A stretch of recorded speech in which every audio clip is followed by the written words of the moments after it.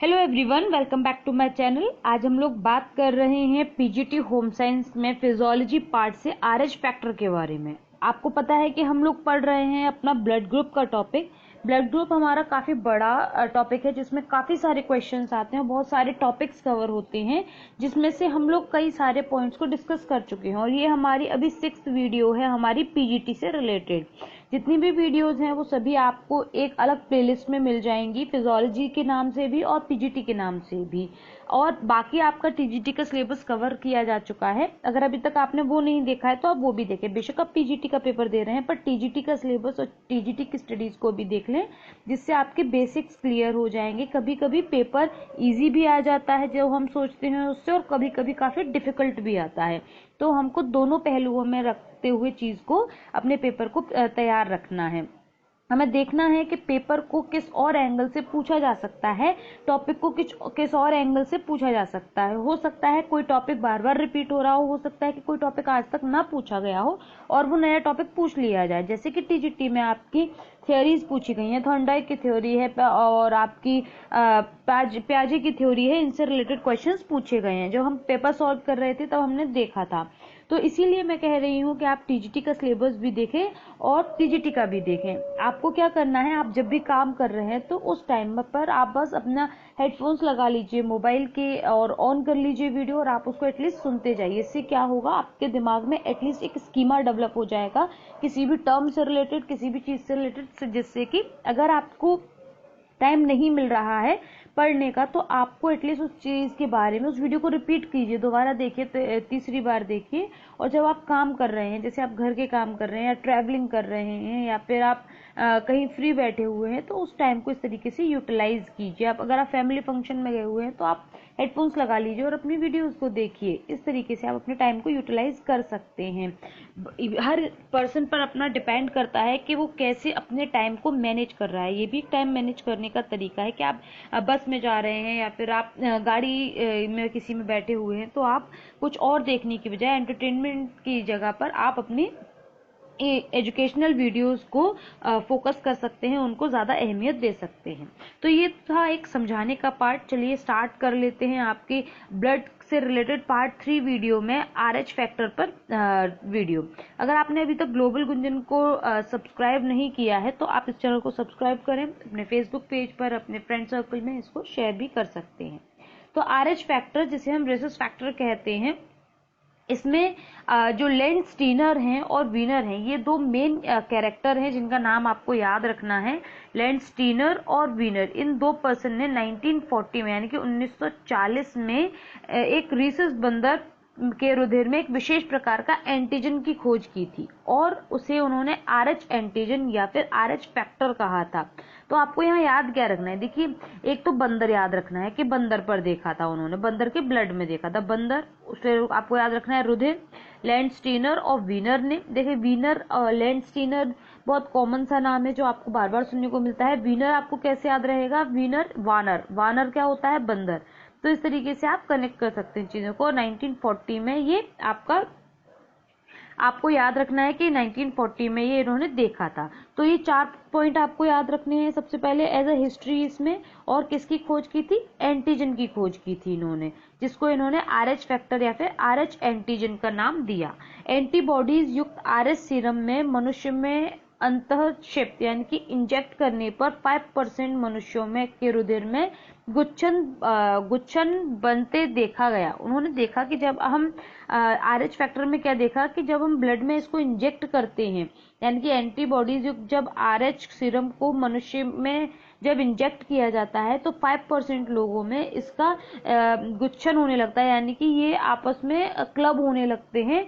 और ये चीज जो है वो एक नेगेटिव साइन है हमारी बॉडी में।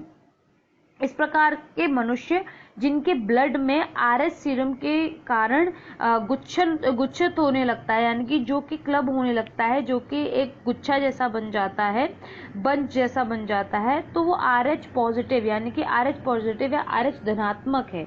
तथा अन्य मनुष्य जिनका रुधिर गुच्छित नहीं होता, मतलब बाकी लोग जो कि जिनका ब्लड जो है वो क्लब नहीं होता है, वो आरएच नेगेटिव है।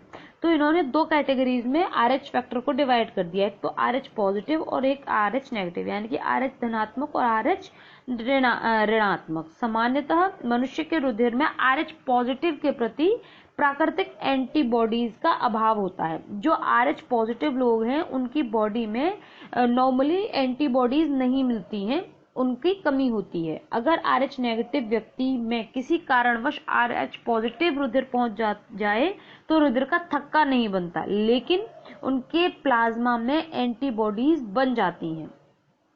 मतलब अगर आप RH नेगेटिव व्यक्ति के शरीर में अगर RH पॉजिटिव वाला ब्लड अगर आप चढ़ा देते हैं या फिर ट्रांसफर कर देते हैं तो उससे क्या होता है कि रुधिर में थक्का नहीं बनता, यानी कि आपकी जो ब्लड क्लॉटिंग की प्रोसेस है वो नहीं होती, लेकिन उसमें ब्लड में आपकी में एंटीबॉडीज पहुंच जाती हैं।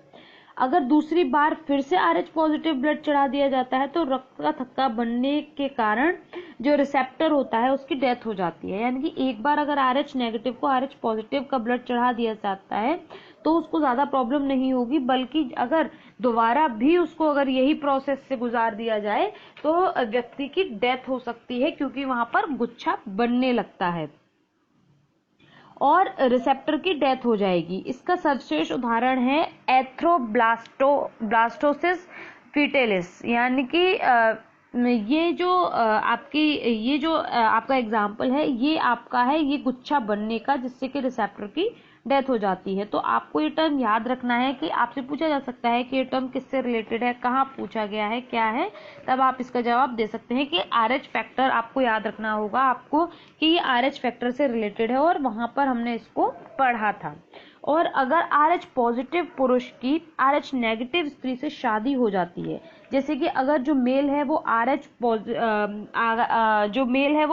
पॉजिटिव है और फीमेल RH नेगेटिव है, तो उसका जो प्रथम संतान है चाहे वो लड़का हो या लड़की हो वो तो नॉर्मल होते हैं, लेकिन जब दूसरा बेबी होता है, जब सेकेंड टाइम आपका कंसीव किया जाता है तो उसमें जो भ्रूण अवस्था होती है उसी टाइम में बच्चे की डेथ हो जाती है या फिर जो बेबी है वो अबॉर्ट हो जाता है, क्योंकि जो रेड ब्लड सेल्स हैं जिन्हें हम हिंदी में लाल रुधिर कणिकाएं होती हैं वो नष्ट होने लगती है। उनके नष्ट होने के फलस्वरूप जो बच्चा है उसकी मृत्यु मदर के वॉर्म में ही हो जाती है। तो इस तरीके से जो जब मैरिज होती है या फिर जब शादी होती है तब ये RH फैक्टर जो है वो एक कंसीडर करने वाली चीज है, जिससे कि आपको पता रहे, जिससे आपको पता हो कि जो आगे की जनरेशन है वो किस तरीके की होगी और उसमें कोई आगे डिफेक्ट ना आए। तो उसके बाद में आता है कि RH पॉजिटिव प्रभावी जीन द्वारा नियंत्रित रहता है। जो आपके सबसे ज्यादा प्रभावी यानी कि जो एक डोमिनेटिंग जो आपका जीन होता है उसके थ्रू ये कंट्रोल में आता है और मतलब उसी के थ्रू डिटरमाइन होता है। अतः RH पॉजिटिव पिता एवं RH नेगेटिव माता के शरीर के अंदर स्थित होता है, तो दोनों के रुधिर परिवहन तंत्र से सीधा संपर्क होने के कारण रुधिर में एंटीबॉडीज बन जाती है, क्योंकि जो आपका भ्रूण है, जो बच्चा है, उसमें फादर के RH पॉजिटिव और मदर के RH नेगेटिव, दोनों ही उसके गुण होंगे और जब वो ब्लड में जब उसका ट्रांजेक्शन होगा तो क्या होगा, वो संपर्क में आएंगे और ऐसा होने से एंटीबॉडीज बन जाएंगी जिनकी सांद्रता प्रत्येक गर्भ के साथ बढ़ दी जाती है। और जैसे कि फर्स्ट बेबी है तो उस पर तो इफेक्ट नहीं पड़ेगा, लेकिन जब दूसरा या तीसरा बेबी होगा तो ब्लड में क्या होगा, क्योंकि RH पॉजिटिव और RH नेगेटिव मिलते जा रहे हैं, बढ़ते जा रहे हैं, तो उसके कारण बॉडी में सांद्रता बढ़ने लगती है और जिसके कारण आपकी जो RBCs हैं यानी कि रेड ब्लड सेल्स हैं वो नष्ट होने लगती हैं और प्रत्येक गर्भ के साथ में ये बढ़ती जाएगी और जो आगे के जो बच्चे हैं उनकी डेथ ऑटोमेटिकली होने लगेगी, मतलब फिर से बेबी को कंसीव करना पॉसिबल नहीं होगा। एरिथ्रोब्लास्टोसिस फिटेलिस से बचने के लिए क्या किया जाता है कि RH नेगेटिव माता को प्रथम RH पॉजिटिव बच्चे के बाद में anti-RH एंटीबॉडी का घोल या फिर का जो घोल होता है वो इंजेक्ट कर दिया जाता है। अब आपसे पूछा जा सकता है कि अगर जैसे कि एग्जांपल देकर, क्योंकि हो सकता है मुझे लगता है कि क्वेश्चंस कुछ आपको अंडरस्टैंडिंग बेस्ड पूछे जा सकते हैं, डायरेक्ट क्वेश्चन ना पूछे जाएं। अगर ये यूपी टेट के पैटर्न पे पेपर ना बने तो अगर सीटेट के पैटर्न पे पेपर बना जिसमें क्वेश्चन आपको डायरेक्ट नहीं पूछा जाता कि ये पर्टिकुलर थ्योरी किसने दी है, बल्कि वहां पर एक बहुत घुमा के एग्जाम्पल के थ्रू पूछा जाता है कि ये पर्टिकुलर थ्योरी, ये जो चीज है वो किस थ्योरी को इंडिकेट कर रही है ना। तो इनडायरेक्ट क्वेश्चन अगर आपसे पूछा गया कि एक माता है जिसका प्रथम जो ये एक फादर है, मतलब जो RH पॉजिटिव है, मदर RH नेगेटिव है, और उनका फर्स्ट बेबी हेल्दी था पर बाकी नहीं थे, तो इसका क्या कारण हो सकता है? तो आप बताएंगे कि क्या कारण होगा। अगर वहां पर ये पूछ लिया गया कि इस चीज से बचने के लिए आपको क्या करना होगा, तो आप बताएंगे कि एरिथ्रोब्लास्टोसिस फिटेलिस आप इंजेक्ट करेंगे उनकी बॉडी में। इससे अगर वो ये भी पूछ सकते हैं कि इस पर्टिकुलर को इंजेक्ट करने से क्या होगा कि anti-RH एंटीबॉडी आपकी बॉडी में डेवलप हो जाएंगी। या फिर आपसे पूछा जा सकता है कि anti-RH एंटीबॉडीज को डेवलप करने के लिए इसको इंजेक्ट कैसे किया जा सकता है, क्या चीज का आपको इंजेक्शन देना है, तो आप बताएंगे एरिथ्रोब्लास्टोसिस फिटेलिस आप देंगे। तो इस तरीके से एक ही चीज को कई एंगल से पूछा जा सकता है। आप जो भी चीज पढ़ें उसको देखें ध्यान से कि इसको और कैसे पूछ सकते हैं, इसको और कैसे पूछा जा सकता है। इससे क्या होगा, आपको एक ही पॉइंट 4 तरीके से तैयार करेंगे तो आप मेंटली प्रिपेयर होंगे कि क्वेश्चन में अगर पेपर में उस वही एंगल आपसे पूछा गया तो आप इतना सोचेंगे नहीं, दिमाग नहीं लगाएंगे, क्योंकि यू आर मेंटली प्रिपेयर कि हाँ ऐसे भी पूछा जा सकता है, ऐसे भी पूछा जा सकता है। उसके बाद नेक्स्ट हमारा आता है ब्लड वेसल्स। क्योंकि हम लोग पढ़ रहे थे ब्लड, तो हमने ट्रांसफ्यूजन ब्लड का देख लिया था, हमने RH फैक्टर देख लिया है आपका। उससे पहले हम लोगों ने बात कर ली थी आपने ब्लड क्लॉटिंग के बारे में, और हमने पढ़ लिए थे RBCs, WBCs, प्लेटलेट्स। अब हमारे आते हैं नेक्स्ट पार्ट जो है ब्लड वेसल्स के बारे में। शरीर के ये सभी रुधिर वाहिनियां 2 श्रेणियों में बांटी जाती हैं। जो आपके ब्लड वेसल्स हैं उनको 2 ब्रॉड कैटेगरीज में डिवाइड किया जाता है। एक तो होती हैं आर्टरीज, यानी कि जिन्हें हिंदी में धमनियां कहते हैं। हृदय से शुद्ध से रुधिर को शरीर में वापस अंगों तक पहुंचाती हैं। हृदय से रुधिर को शरीर के विभिन्न अंगों तक पहुंचाती हैं। ये क्या काम करती हैं? आर्टरीज करती हैं। मतलब आपके हार्ट में जो ब्लड है उसको पंप करके आपके बॉडी के डिफरेंट ऑर्गन्स तक पहुंचाने का काम धमनियां करती हैं। तो ये आपसे पूछा जा सकता है। फिर दूसरा पार्ट क्या है आपका? शिराएं, जिन्हें हम वेन्स कहते हैं। अब वेन्स क्या काम करती हैं? ये रुधिर को एकत्रित करके, ये इकट्ठा करके उसको हृदय की ओर ले जाती हैं। तो दोनों के ही काम अलग अलग हैं, है ना। दोनों का काम बहुत इंपॉर्टेंट है। ब्लड हार्ट से आपका बॉडी में फ्लो होना जरूरी है, और आपकी बॉडी से कलेक्ट करके हार्ट तक लाना बहुत जरूरी है। अब आप इसको याद कैसे रखेंगे? देखिए, सबसे पहले क्या है, हम किसी चीज को भेजेंगे तभी तो उसका जवाब आएगा। जैसे कि आपने किसी को मैसेज किया, आपने मुझे कमेंट किया, तब मैं आपको रिप्लाई करूंगी उसका। ऐसा तो है नहीं कि आप मुझे कमेंट ना करें और मुझे समझ में आ जाए कि पर्टिकुलर पर्सन को ये क्वेश्चन है, ये इशू है, या फिर वो ये बात कहना चाहते हैं, ये कम्युनिकेट करना चाहते हैं, और मैं बिना बताया, मतलब मैं बिना आपके बोले में जवाब दे दूं। ऐसा नहीं होता है। तो पहले क्या होगा? ए क्या है? सबसे पहला अल्फाबेट है आपकी जो ABCD होती है उनमें। तो ए क्या करेगा? वो पूरी सारी ही बॉडी में आपके ब्लड को सर्कुलेट करेगा, उसको सबको पूरी बॉडी में पहुंचाएगा। फिर बी जो है वो उसके बाद आता है, तो वो क्या करेगा? वो आंसर करेगा बाद में। तो आप इसको बेसिकली बस कुछ नहीं करेंगे, जो फर्स्ट टर्म है, जो फर्स्ट आपका जो अल्फाबेट है उससे याद रखना कि ए जो है वो पहले काम करेगा और वी बाद में करेगा, क्योंकि वी अल्फाबेट बाद में आता है। यानी कि वेन्स जो है वो बॉडी से कलेक्ट करके, मतलब वो जवाब भेजेंगी। एक तरीके से आर्टरीज ने क्या किया, उन्होंने क्वेश्चन किया, जो हार्ट से जो ब्लड था वो पंप करके आपकी बॉडी ऑर्गन्स तक पहुंचा दिया। अब वेन्स का क्या काम है? वो आपको कमेंट करेंगी, आपको जवाब देंगी, तो वो वापस से बॉडी से कलेक्ट करके सारे ब्लड को आपके हार्ट तक पहुंचा देंगी। देखिए, ये चीजें छोटी छोटी ट्रिक्स होती हैं, ये कोई भी लॉजिकल चीज नहीं है, पर हम इसके थ्रू थोड़े थोड़े कंफ्यूजन से और रट्टाफिकेशन से बच सकते हैं। वाहिनियों की प्रारूपी संरचना में निम्न 3 प्रकार से हम स्पष्ट कर सकते हैं। जो आपकी वाहिनियां होती हैं, जो वेसल्स होती हैं, उनको हम 3 प्रकार से स्पष्ट कर सकते हैं। पहला है धमनियां, यानी कि आर्टरीज। आर्टरीज का क्या काम है? हमने देखा, शरीर के विभिन्न अंगों व ऊतकों तक पहुंचाने का कार्य करती हैं। ये क्या पहुंचाने का? रुधिर को पहुंचाने का काम करती हैं। और जो जब हमारा हार्ट जैसे हार्ट बीट करता है, जब भी स्पंदन होता है, तो बहुत सारा जो ब्लड है वो पंप होके धमनियों में जाता है, और रेगुलर उसके हार्ट बीट के फलस्वरूप रुधिर रुक रुक कर तथा अधिक दबाव के साथ में धमनियों में होकर बहता है। तो आपको यहाँ क्या याद रखना है? एक तो धमनियों का क्या काम है? रुधिर को, धमनियां क्या है? आर्टरीज हैं। आर्टरीज आप इंग्लिश का टर्म याद रखेंगे।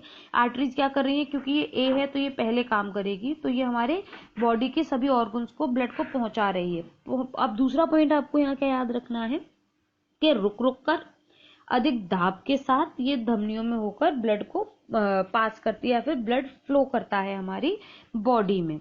फिर उसके बाद आती हैं आपकी वेन्स, जिन्हें हम शिराएं कहते हैं। शिराओं द्वारा जो रुधिर होता है वो शरीर के विभिन्न भागों से कलेक्ट करके हृदय की ओर भेजा जाता है। वेन्स हैं, ए के बाद में वी आ रहा है, तो ये अपना क्या करेंगी, बाद में रिप्लाई करेंगी, आपके बाद में कमेंट करेंगी। तो ये पहले ब्लड आ गया, अब उसको ये वापस भेजने का काम कर रही हैं। इसमें रुधिर का दाब बहुत कम होता है, इसमें जो ब्लड का प्रेशर है वो काफी कम है, क्योंकि यहाँ पर पंपिंग नहीं हो रही है और धीमी गति से बहता है। बिल्कुल ऑपोजिट काम कर रही हैं हमारी वेन्स। और जो आपके रुधिर का दाब कम होने का कारण क्या है, ये भी आपसे पूछा जा सकता है कि वेन्स में आपके रुधिर का दाब कम होने का क्या कारण है। तो आप बताएंगे शिराओं में जगह जगह पर अर्धचंद्राकार यानी कि इस तरीके के अर्धचंद्राकार कपाट होते हैं जो रुधिर को वापस उल्टी दिशा में बहने से रोकते हैं। देखिए जब आप खड़े हुए हैं तो लेकिन बॉडी में से फ्लो के ब्लड कहाँ जा रहा है, ऊपर अपवर्ड जा रहा है, वेन्स के थ्रू जा रहा है, तो है तो उल्टी दिशा, तो उसको वापस हमारे नीचे ना आए ब्लड, उसको ऊपर की तरफ उसको प्रोसीड करवाने के लिए अर्धचंद्राकार कपाट लगे हुए होते हैं। जैसे कि आपने किसी किसी पाइप में देखा होगा या कहीं भी ऐसे कई बार होता है कि हम क्या करते हैं कि एक बैरियर जैसा लगा देते हैं जो सिर्फ वन साइड ओपन होता है। जब फ्लो से ब्लड आएगा तो वो खुलेगा और ब्लड वहीं चला जाएगा और फिर उसके बाद वो ढक्कन अपने आप बंद हो जाएगा, जिससे कि वो जो ब्लड है वो वापस पीछे लौट कर ना आ सके। तो ये अर्धचंद्राकार कपाट लगे हुए होते हैं, धीमी गति से रक्त बहता है और दाब ज्यादा नहीं होता है। थर्ड आपकी आती हैं कोशिकाएं, जिन्हें आप कैपिलरीज कहते हैं। रुधिर और ऊतकों के बीच में विभिन्न पदार्थ का आदान प्रदान करने का ये काम करती हैं। ऐसा होता है कि हमारे ब्लड में बहुत सारी चीजें हैं जो ट्रांसफर होती हैं। Blood is the only medium which transfer the nutrients, the oxygen, all the necessary things in our body. तो उस वहां पर बहुत सारी चीजों को ट्रांसफर करने के लिए कैपिलरीज का यूज किया जाता है। यह बहुत सारे पदार्थों को आदान प्रदान करने का काम करती हैं। जो इसमें जितनी भी कशेरुकी हैं उनमें ये परिसंचरण तंत्र में इंपॉर्टेंट रोल प्ले करती हैं। यहाँ हम लोगों ने कंप्लीट कर लिया अपना RH फैक्टर और हमने यहाँ ब्लड वेसल्स को भी डिस्कस कर लिया है। आई होप आप लोगों को बिल्कुल क्लियरली समझ आ गया होगा कि सब क्या होता है। अब नेक्स्ट वीडियो में हम लोग बात करेंगे कार्डिक साइकिल के बारे में, यानी कि हृदय चक्र के बारे में, कि किस तरीके से आपका जो ब्लड है वो बॉडी तक पहुंचता है, कैसे वापस आता है, क्या आपका डायस्टोल है, क्या सिस्टोल है। पूरी प्रोसेस में कोशिश करूंगी कि आपको डायग्राम के थ्रू बता सकूं हर एक इम्पॉर्टेंट पॉइंट कि आपके कितने चैम्बर्स होते हैं और कौन सा कपाट कहाँ होता है। ये बहुत ही इम्पॉर्टेंट हैं आपके, जो कि आपके पेपर में पूछे जाते हैं। तो इसका पर्टिकुलर एक बहुत अच्छा वीडियो मुझे लगता है आपको प्रोवाइड करना चाहिए जो कि आपको हेल्प कर सके। अगर वीडियो अच्छी लगे तो लाइक करें, शेयर करें एंड कॉमेंट करें और and don't forget to subscribe my channel. और बाकी आपको मैं यहाँ एक क्वेश्चन की और क्लियर कर देती हूँ कि मुझे एक व्यूअर ने पूछा था ब्लड ग्रुप के बारे में, उन्हें ब्लड ग्रुप बी का समझ में नहीं आया था आई थिंक, तो उसको मैं यहाँ क्लियर कर देती हूँ उनको, क्योंकि अगर हमारे दिमाग में क्वेश्चन होता है तो हम आगे की चीज़ों को सही से नहीं समझ पाते हैं। तो जो हमने वहाँ बात की थी आपकी, तो डोनर और रेसिपिएंट दो थे हमारे पास में। जब डोनर और रेसिपिएंट होते हैं, डोनर यानी कि जो देने वाला है ब्लड को, जो दे रहा है, और रेसिपिएंट कौन है, जो ग्रहण कर रहा है। जो बी वाला व्यक्ति है वो बी है तो वो बी को देगा, और ए बी, एक सेकेंड में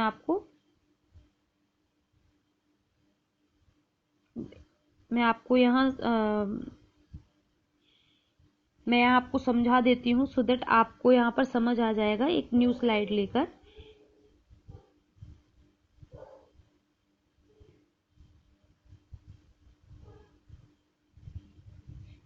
यहाँ पे आपका डोनर थे, यहाँ आपके डोनर थे और यहाँ पर आपके रेसिपिएंट्स थे। तो एक तो डोनर आपका कौन है, ए है, बी है, ए बी है और ओ है। आपके 4 डोनर हैं और 4 ही रेसिपिएंट्स हैं। जो ए है आपका, बी है अगेन, ए बी है और आपका ओ है। तो पर्टिकुलरली आपने बी के लिए पूछा है, तो बी क्या करेगा, देखिए बी वाले को देगा। अब ए बी में भी बी आ रहा है तो ये ए बी को भी दे देगा। और जो आपका बी वाला है वो इन्हीं दो लोगों को आपका ब्लड ट्रांसफर कर सकता है। इसके अलावा वो ना ही ए को प्रोवाइड कर सकता है और ना ही ओ को कर सकता है, क्योंकि ओ जो है वो यूनिवर्सल डोनर है, ना कि यूनिवर्सल रेसिपिएंट। तो ओ जो है वो आप सब ये सभी को दे सकता है। ठीक है, आप आई होप आप मेरी बात समझ रहे होंगे कि आपका जो ए है वो ए को देगा और ए बी को देगा। फिर उसके बाद आती है बी की बात, बी बी को देगा और ए बी को देगा। उसके बाद आती है ए बी की बात, तो ए बी जो है वो केवल ए बी को डोनेट कर सकता है ब्लड। अगर आप बात कर रहे हैं ओ की, तो ओ सभी को डोनेट कर सकता है। तो आई होप यहाँ से एक छोटी सी चीज से आपको क्लियर हो गया होगा कि कौन डोनर है, कौन रेसिपिएंट है और किस तरीके से ब्लड को ट्रांसफर किया जा सकता है, यानी कि रुधिर का आदान कैसे किया जा सकता है। और नेक्स्ट जो आपका एक और क्वेरी थी, तो WHO का वो आपका 40 नहीं, वो 40 नहीं था, यस वो 48 था। बाय मिस्टेक कभी कभी हम गलत लिख लेते हैं, तो जिन्होंने कमेंट किया था मुझे थैंक्स फॉर रिमाइंडिंग मी और मुझे करेक्ट करने के लिए वहां पर। तो जो सन है, जो मैंने अभी लास्ट जो वीडियो अपलोड किया है वहां पर वो 48 है, 1948 ना ही कि 1940। So sorry for that mistake, and thank you for watching my video and have a good day. Bye bye.